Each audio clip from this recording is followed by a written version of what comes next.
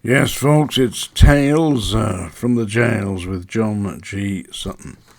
Today I'm going to talk about HMP Full Sutton.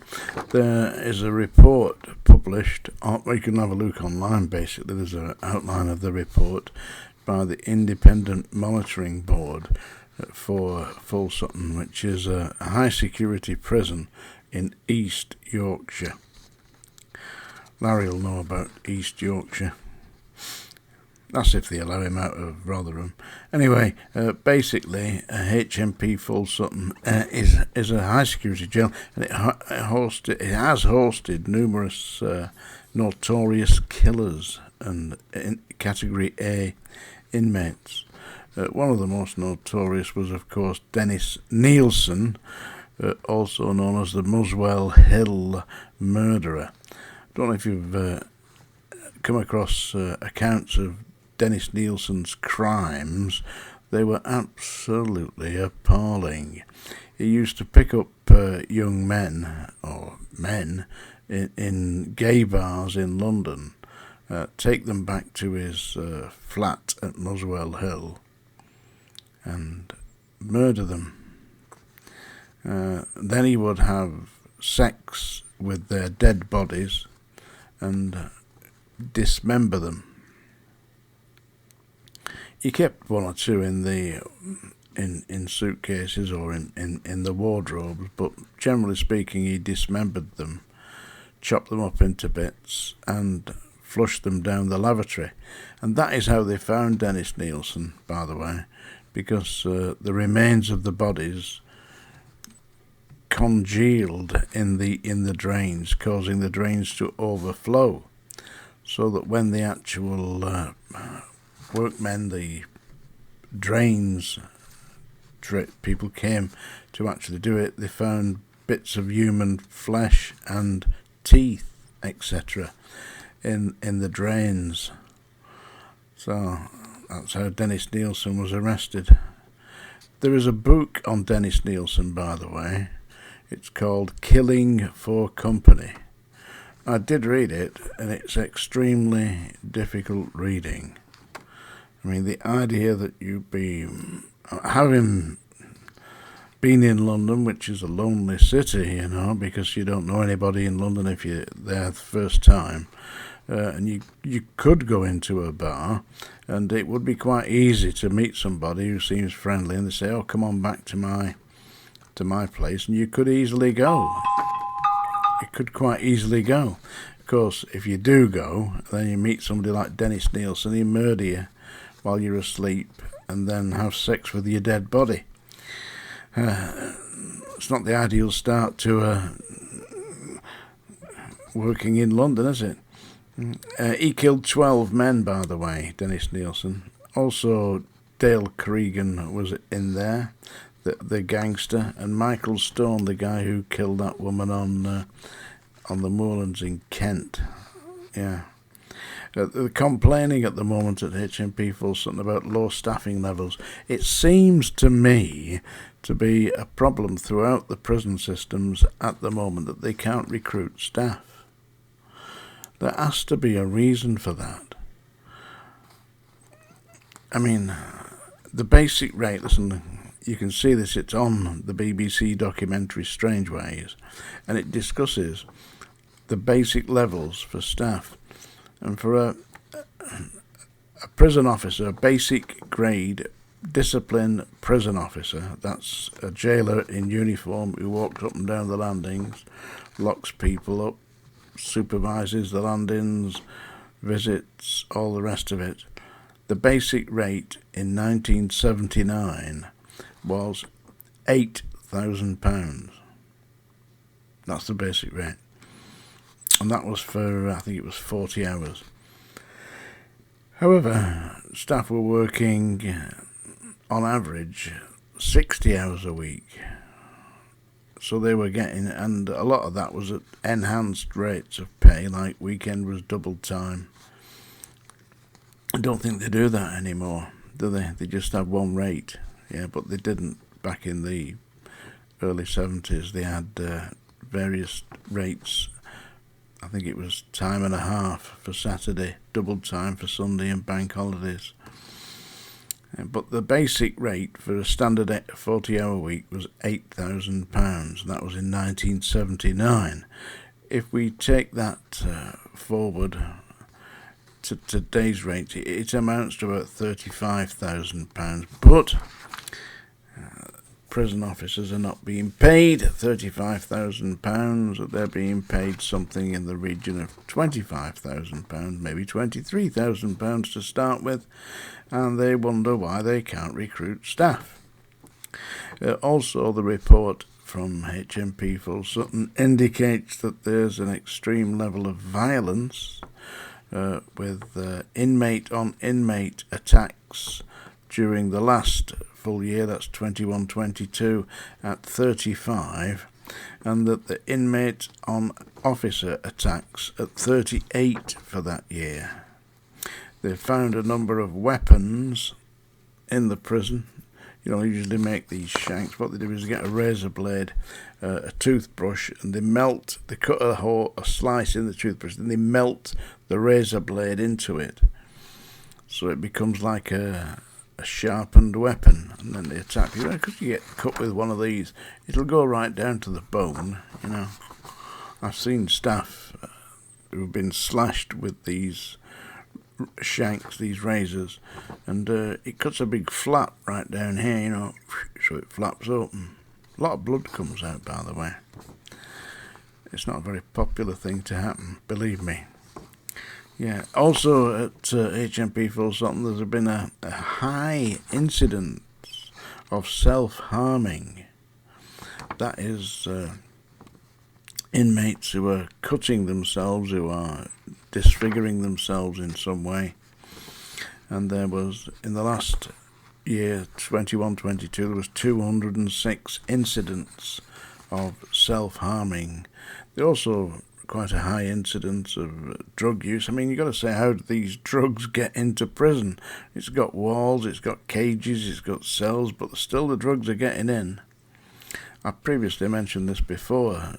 Staff are being offered something like £500 to take a little package of drugs in, and all they've got to do is that. They get £500. The problem is, as soon as you've done anything like that, then they have got you by the short and curlies.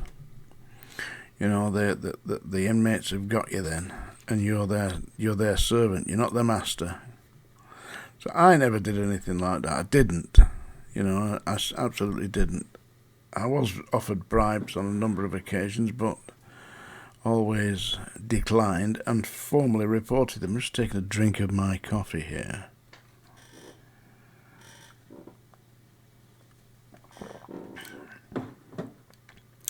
Black coffee.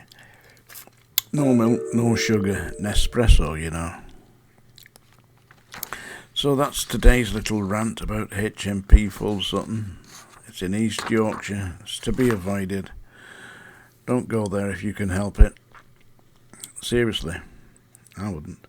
And now it's that time of day. Oh yeah, thanks to all for your kind comments, and those of you who've read my book and left a review on Amazon. This is the book, by the way. I keep plugging it, but of course that's my duty. I'm the author, you see. I've got to promote my book. Yeah, but lots of nice reviews on there. So if you've read my book, please do leave a review on Amazon. And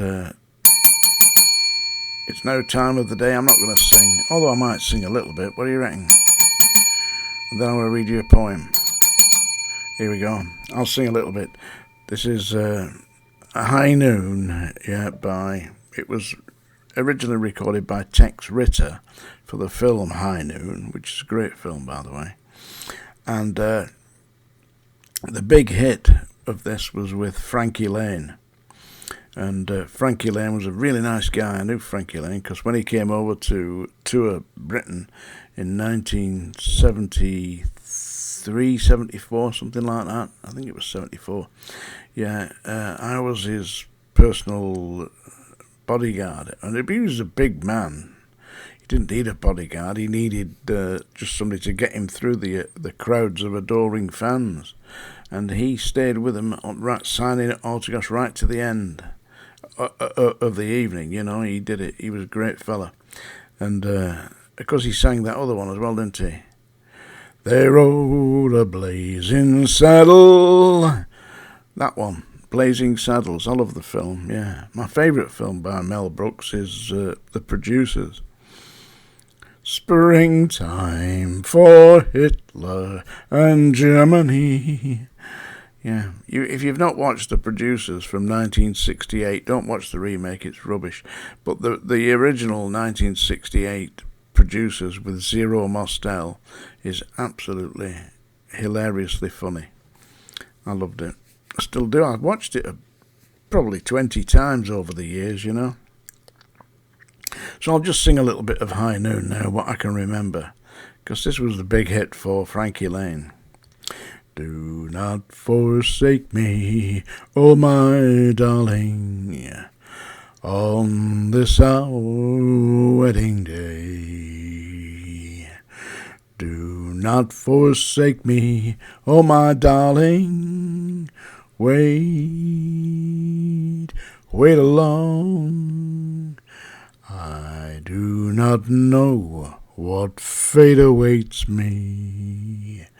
I only know I must be brave, for I must face a man who hates me. Oh, liar, coward, a craven coward. Oh, liar, coward, in my grave. That's a little bit from High Noon from Frankie Lane. Great fella, what a voice, what a bloody man. Do you know he was working until he was about 93? This is a poem I wrote, and I used to read this, well, mistakenly. I made a mistake with this. I used to do tours for the library service, children's library service.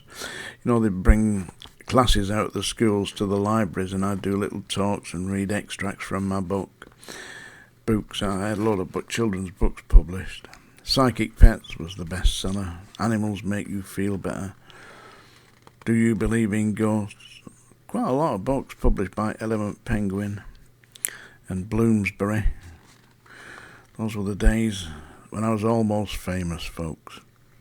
Who knows, the next book's coming out, don't forget.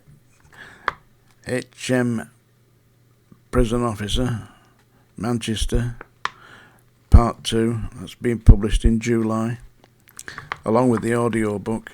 Anyway, this is a poem that I used to read to the schools. I only did it once or twice, because every time I read it, instead of laughing, because this is a comedy poem, instead of laughing, the children took it seriously and started crying, and the teachers weren't amused.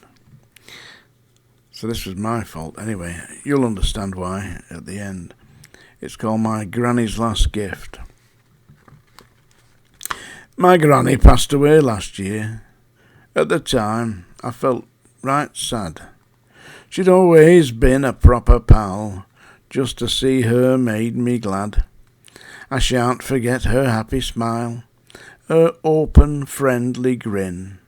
And all my friends, they liked her too.